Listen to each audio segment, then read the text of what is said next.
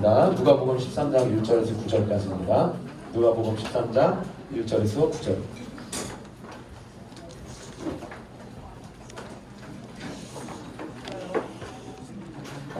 네, 지난주에 제가 6시에 끝냈더니 5월 양육받는 지체들이 목사님 6시 끝나고 7시부터 양육도 들어가야 되는데 좀 일찍 좀 끝내주시기 바랍니다. 그래서 좀 목사님이 피드백을 해주셨어요. 그래서 목사님은 오늘 5시 반 전에 끝내려고 합니다. 그러면은 또 앞에서 설교를 너무 많이 해버리면은 여러분 나눔 시간이 부족해가지고 이게 공동체가 좀 그건 아닌 것 같아요. 그래서 목사님이 한 10분 안에 설교를 마치려고 그러니까 여러분 나눔을 좀 풍성히 하고 5시 반에 나와서 10분 동안 같이 기도하고 축도하면 5시 40분 이전에 마치는 거예요. 제가 그렇게 약속을 하겠습니다. 아시겠죠? 그래서 목사님이 좀 약속 부탁드리고 싶은 거는 목사님이 축도할 때 여러분 그 목회자한테 그 블레싱 받는 것이 영적으로 한 주간 동안 이 영적인 원리가 중요합니다. 그래서 좀 미리 나가지 마시고 끝까지 있어주시면 목사님한테 빨리 끝낼 테니까 약속을 잘 지켜주는 저의 모습을 기대해 주시기 바랍니다. 누가복음 13장 1절부터 9절 말씀을 읽을 때 우리의 영과 혼과 육이 하나님 앞에서 간곡해 되어지고 잘 되어짐을 믿으시면 아멘. 믿음 가지고 읽읍시다. 시작. 그때 마침 두어 사람이 와서 빌라도가 어떤 갈릴리 사람들의 피를 그들의 제물에 섞은 일로 예수께 아뢰니 대답하여 이르시되 너희는 이 갈릴리 사람들이 이같이 해받음으로 다른 모든 갈릴리 사람보다 죄가 더 있는 줄 아느냐. 너희에게 이르노니 아니라. 너희도 만일 회개하지 아니하면 다 이와 같이 망하리라. 또 실람에서 망대가 무너져 치여 죽은 18사람이 예루살렘에 거한 다른 모든 사람보다 죄가 더 있는 줄 아느냐. 너희에게 이르노니 아니라. 너희도 만일 회개하지 아니하면 다 이와 같이 망하리라. 이에 비유로 말씀하시되 한 사람이 포도원에 무화과나무를 심은 것이 있더니 와서 그 열매를 구하였으나 얻지 못한지라. 포도원주에게 이르되 내가 3년을 와서 이 무화과나무에서 열매를 구하되 얻지 못하니 찍어버리라. 어찌 땅만 버리게 하겠느냐. 대답하여 이르되 주인이여 금년에도 그대로 두소서. 두룩하고 거름을 줄이니 이후에 만일 열매가 열면 조건이와 그렇지 않으면 찍어버리소서 하였다 하시니라. 아멘. 누가복음 13장 1절에서 9절 말씀. 아멘. 기도합시다. 하나님 말씀을 받습니다. 우리 사랑하는 지체들의 마음밭을 부드럽게 해주시고 지난 한 주간 동안 어떠한 일로 인하여서 마음에 큰 근심이나 낙심이 있다면 오늘 이 말씀 가운데 오늘 이 생명의 양식 앞에 이 양식이 우리 사랑하는 지체들에게 정말 영양분이 되고 그 마음에 낙심한 부분들, 또 상처 입은 부분들, 또 외로운 영역들, 근심과 걱정의 영역들이 빛 대신 그리스도의 앞에 온전히 밝혀져서 우리 마음 가운데 참 기쁨과 평안과 안식을 주시는 그 주의 은혜를 온전히 경험하는 이 시간 되도록 주님 은혜 더하여 주옵소서. 부족한 종의 입술을 주장하여 주시고 하나님 은혜의 도구, 거룩한 도구로만 사용하여 주옵소서. 감사드리고 예수님의 이름으로 기도합니다. 아멘. 오늘 본문은 딱 두 가지입니다. 1절부터 5절까지 보면은 갈릴리 지방에 그 당시에 로마의 압제 가운데 있었기 때문에 그 당시에도 우리나라도 마찬가지예요.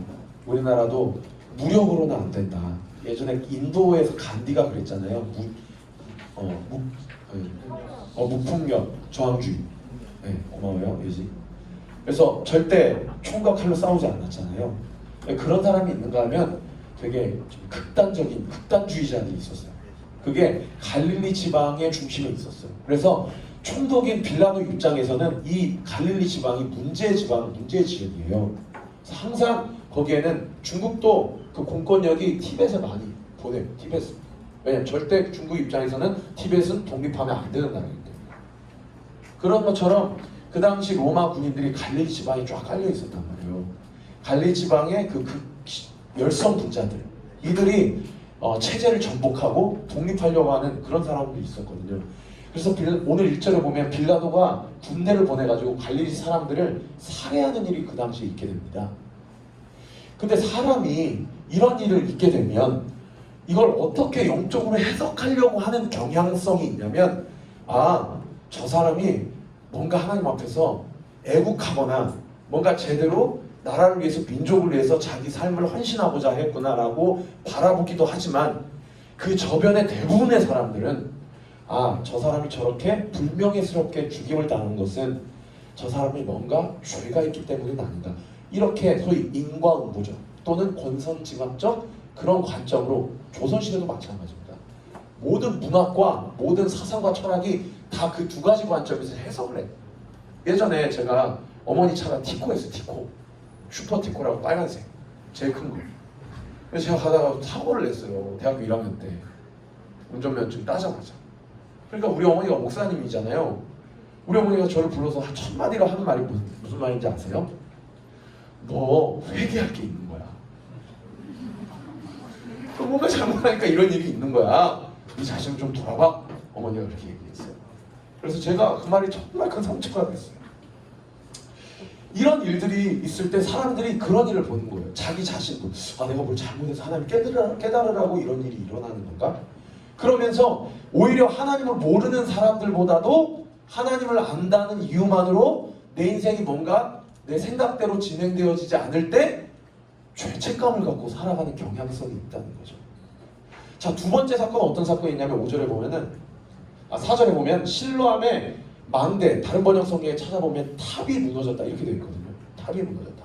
그러니까 실로암이라는 곳에는 어떤 유대적 전설이 흘러내려오고 있냐면 많은 병자들 중에 제일 먼저 하늘에서 무엇인가 내려왔을 때, 뭐 천사가 오르락 내리락 하다 보니 빛이 내려왔을 때 그 신라한 곳에 제일 먼저 빠지는 사람은 그 병이 어떤 불치병이든지 간에 그 병이 낫게 된다라는 소위 전승, 혹은 뭐라고 하지? 단어가 생각이 나네. 아니 그 가짜 그런 걸 뭐라고 하지? 미신, 설화 그런 게 있는 거예요.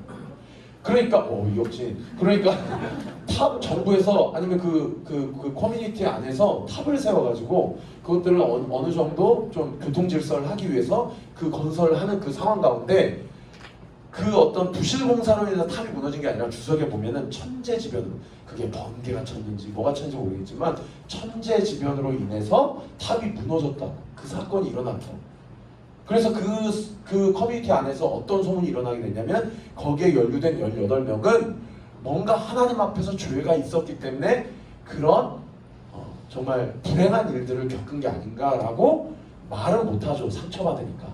그러나 그런 어떤 일반적인 생각들이 깔려 있었던 상황 가운데서 예수님께 그런 얘기를 한 거예요. 그러니까 첫 번째 사건은 인재지변이고 두 번째 사건은 천재지변이에요. 그래서 어저께 한 리더가 목사님한테 이런 질문을 하더라고요. 목사님, 예측할 수 없는 불행한 사건을 통해서 어떤 사람이 죽거나 혹은 피해를 입었다면 그러한 고통의 문제일 수도 있고 어떤 한 사건의 문제일 수도 있고, 목사님이 또 오륜교회 오기 전에 안산 동산교회 있었잖아요. 목사님 맡고 있는 찬양팀 고등부 CY, 저번에 내가 1년차 때 얘기 많이 했어요. 전하영. 2014년도에 그 진도 앞바다에서 그렇게 하나님의 부르심을 입었고, 제가 그 하영의 어머니 아버지도 만났고 간증도 들었습니다. 그런 유가족들 앞에서 이 모든 일들, 이런 일들이 뭔가 인간의 죄악이나 어떤 그 사람의 죄로 인해서 이런 일들이 일어났다라고 감히 얘기해서도 안 되고 얘기할 수도 없는 일이죠. 그래서 사람이 참 신기한 게, 내가 어떠한 일들에 대해서 비극적인 일들이 있다면 이것이 나의 죄로 기인한 것이 아닌가라고 생각되는 경우가 있다는 거예요. 3절과 오늘 3절이죠. 3절에 보니까 예수님이 뭐라고 해요? 너희에게 이르노니, 따라합시다. 너희에게 이르노니. 자기 자신에게 선포하세요. 아니라. 너희에게 이르노니. 아니라. 다음 구절 5절에도 너희에게 이르노니. 아니라. 할렐루야. 여러분, 하나님에 대한 정확한 이해와 지식이 있어야 신앙생활이 건강할 수 있습니다. 하나님에 대해서 오해가 있으면 있을수록 신앙생활 하는 게 고달프고 힘들어요.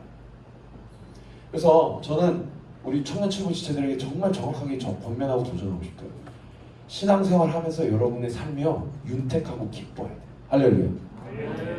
하면 할수록 율법이 나를 족쇄로 올가매고, 하면 할수록 죄책감과 자책의식, 열등의식, 비교의식, 자기연민이 내 인생을 완전히 휘감타고 있다면 여러분 신앙생활 잠깐 멈춰요. 그리고 모든 것들을 다 무장해제하고 하나님 앞에, 그리스도 앞에 나와야 돼요. 그 모든 일련의 구체적인 사건을 반드시 목사님과 상의하고 엘더들 리더들하고 함께 기도로 여러분의 그 사건을 하나님 앞에서 해결받아야 돼요. 믿으시면 아멘. 예수님이 분명히 얘기하십니다. 영천아, 혜원아, 하은아 아니라 한 명 한 명에게 말씀해 주십니다. 이 예수님의 말씀을 믿으시길 예수 그리스도의 이름으로 축원합니다.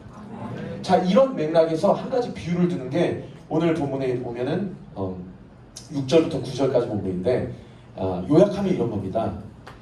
포도원 주인이 있어요. 포도원 주인이 포도원 지기에게 찾아가서 이 무화과 나무에 심는 것을 보고 열매를 구하여 했지만은 열매를 딸 수가 없었어요. 그래서 포도원 주인이 포도원 지기에게 이 나무를 찍어버려라, 잘라버려라, 땅만 차지하고 있다, 그렇게 얘기하니까 포도원 지기가 포도원 주인에게 뭐라고 얘기하냐면 3년 동안 주인이 잘 참으셨는데 내가 이 나무에게 거름도 주고 물도 줄 테니 1년만 더 참아주십시오. 그리고 내년에도 만약에 열매가 없다 그러면 그때 찍어서 해도 늦지 않을 것입니다. 이렇게 요청하는 비유예요. 자, 질문. 여기에서 포도원 주인은 누구를 얘기하는 걸까요? 하나님. 정확하게 우리 성화를 잘 얘기했어요. 포도원 주인은 하나님. 자, 두 번째. 포도원 지기는 누구를 얘기하는 거예요? 예수 그리스도예요. 예수 그리스도. 아르마 예수 그리스도야. 따라합시다. 내 인생의 유일한 중보자. 내 인생의 진정한 중보자. 예수 그리스도 한 분이다. 우리가 편의적으로 두고나 내가 너를 위해서 중보할게 이렇게 표현을 하지, 사실 중보자가 되실 수 있는 권한을 갖고 계신 분은 예수님 한 분밖에 없습니다.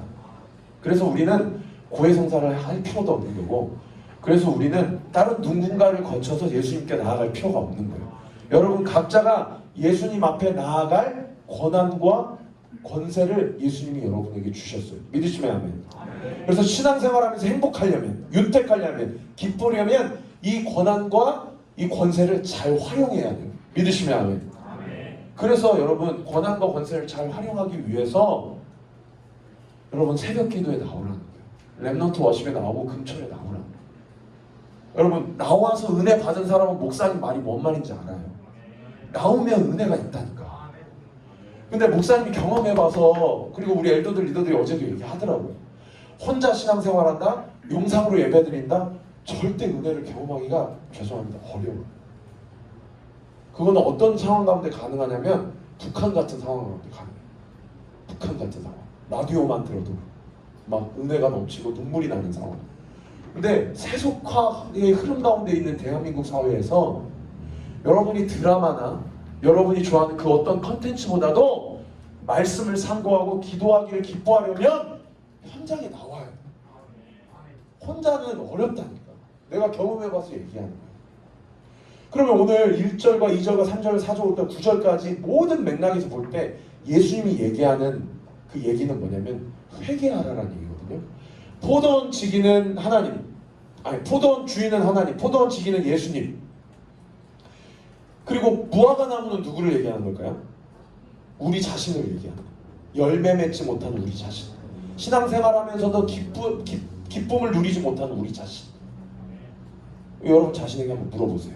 내가 지금 요즘에 신앙생활하면서 기쁨이 있는가? 열매가 있는가?